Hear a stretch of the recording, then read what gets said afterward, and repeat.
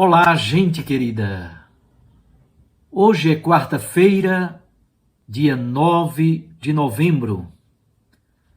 A igreja celebra a festa da dedicação da Basílica de São João de Latrão.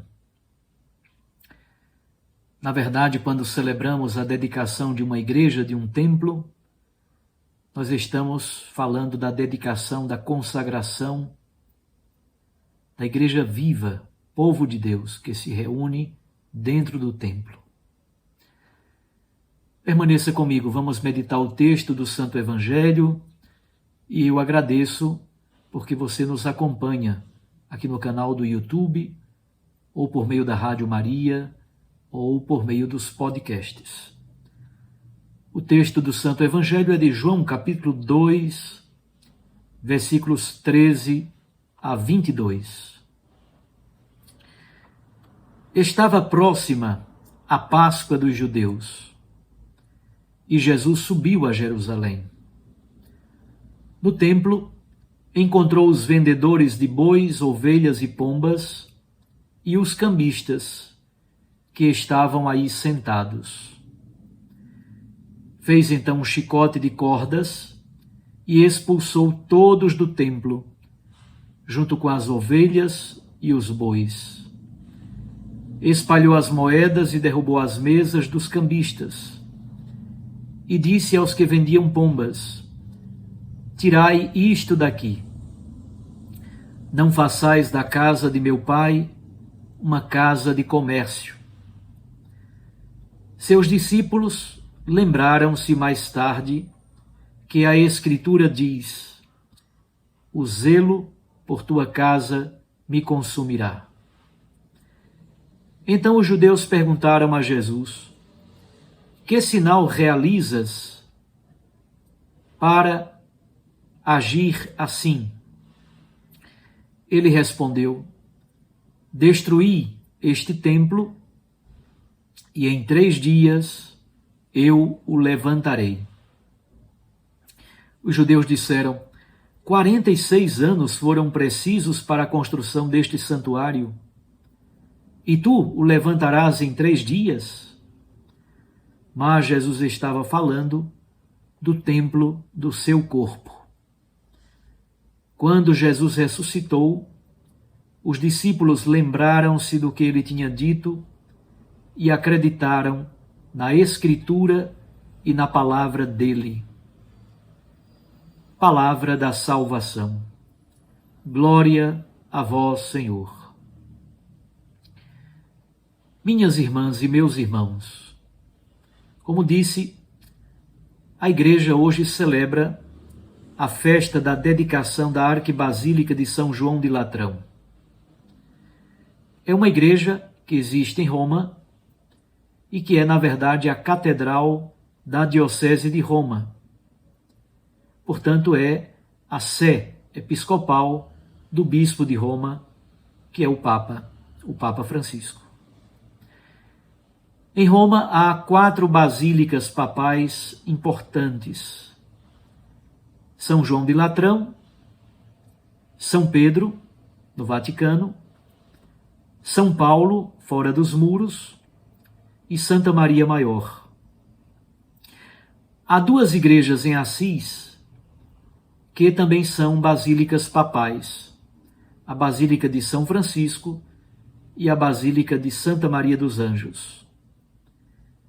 A Basílica de São João de Latrão é dedicada ao Santíssimo Salvador e também aos santos São João Batista e São João Evangelista. O término da sua construção foi no ano 324.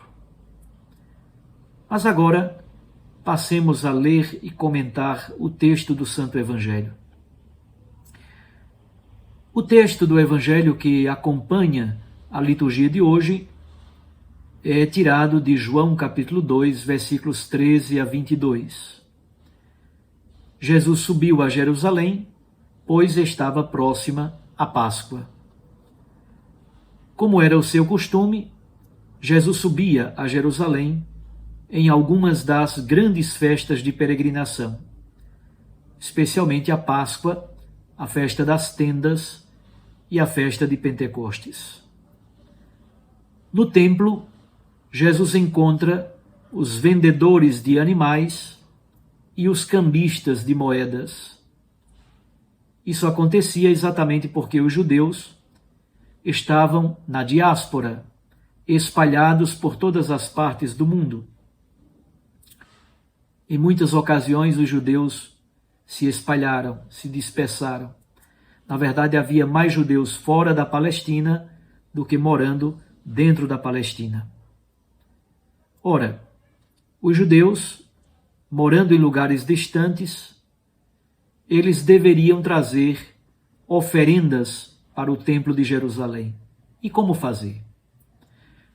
Como não é possível trazer um boi ou uma cabra da Galileia, ou do Egito, ou da Grécia, ou da Mesopotâmia, onde havia colônias judaicas, assim, os peregrinos vendiam o animal lá na sua terra de origem, traziam o dinheiro a Jerusalém e, chegando em Jerusalém, trocavam o seu dinheiro, por exemplo, da Grécia, por moeda local. Com o dinheiro local, shekel, eles iam ao curral dos animais, ao lado do templo, compravam o animal nos currais do templo e entregavam o animal ao sacerdote para que fosse oferecido em sacrifício. O problema é que isso se tornou um comércio extremamente rentável e também fonte de grande exploração e de grande corrupção. Jesus então faz um gesto profético simbólico, uma ação simbólica, utilizando um chicote de cordas para expulsar os vendilhões da esplanada do templo.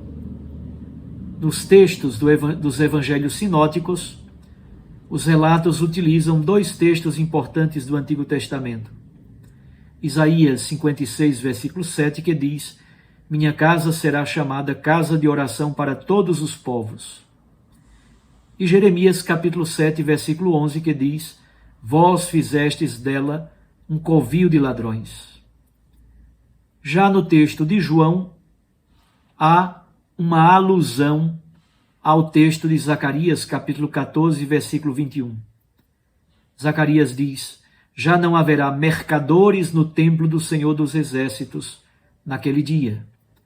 Zacarias sonha com um momento em que os comerciantes, os vendedores, os compradores não mais atuarão na esplanada do templo.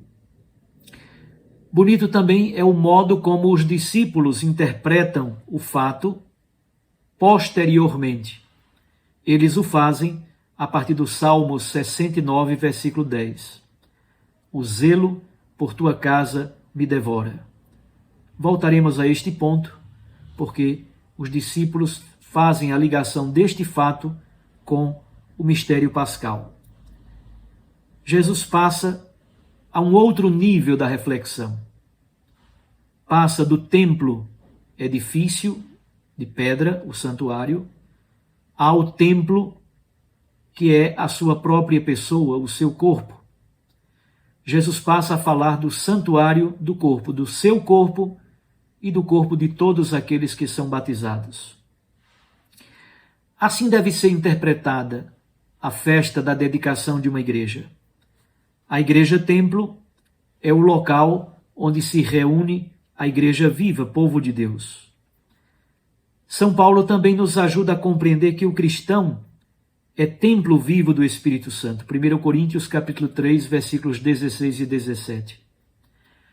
Talvez o texto mais bonito sobre isso seja o de 1 Coríntios capítulo 6, versículos 19 e 20. São Paulo diz: "Não sabeis que o vosso corpo é templo do Espírito Santo que está em vós e que recebestes de Deus? E que, portanto, não pertenceis a vós mesmos? Alguém pagou alto preço pelo vosso resgate. Glorificai, portanto, a Deus em vosso corpo. É esse o significado da festa de hoje. A igreja viva é dedicada, é consagrada, exatamente porque cada fiel é consagrado ao Senhor pelo batismo. O batismo nos purifica, nos liberta de toda idolatria. As águas batismais nos purificam, nos vivificam e nos fazem produzir os frutos do Espírito Santo.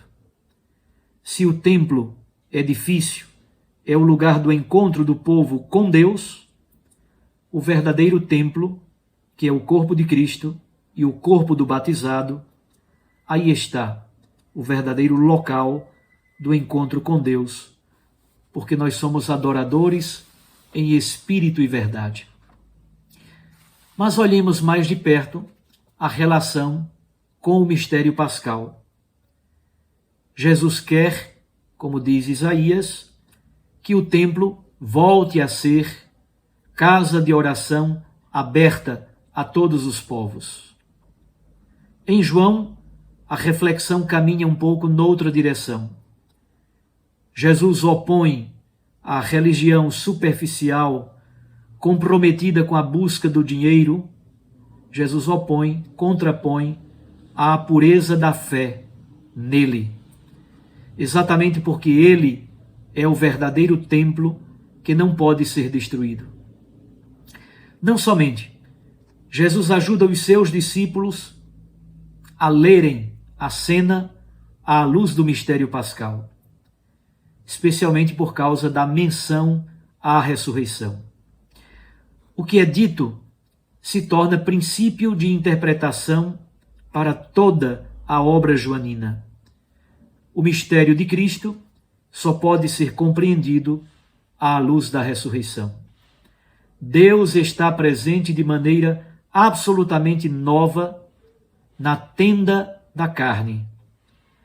Na tenda da carne desta humanidade, a humanidade de Jesus, o Filho de Deus, a humanidade nossa, daqueles que fomos inseridos em Cristo. Exatamente porque o Verbo se fez carne e habitou entre nós. Somente com a atualização permanente do mistério pascal é possível reconhecer Jesus em nossa existência e também na história. Não sem motivo, todo o texto de hoje acontece num contexto de festa da Páscoa. Para a comunidade joanina, que vive após a destruição do Templo de Jerusalém pelos romanos no ano 70, aqui está uma oportunidade para compreender que o verdadeiro culto que agrada a Deus não é somente aquele de lugares, de ritos, mas a verdadeira liturgia, o verdadeiro culto, é o culto existencial do ser humano. Quando o ser humano entrega a sua vida, a sua total liberdade ao Deus da vida e também aos irmãos no seio da comunidade missionária. Nós somos templos vivos de Deus e, portanto, o lugar por excelência do encontro com o Senhor. É muito importante lembrar que cada pobre, cada pessoa sofredora, cada pessoa que o mundo quer transformar em algo invisível, esta pessoa, este corpo, é templo vivo de Deus.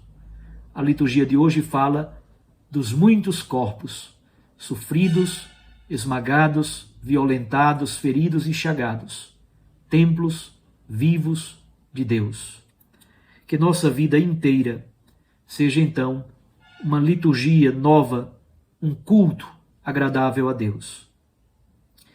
Para a nossa oração no dia de hoje, vamos rezar um pouquinho. Primeiro contemplemos o Cristo crucificado durante toda esta semana. Seja num crucifixo na nossa casa, mas também o Cristo crucificado na vida dos sofredores.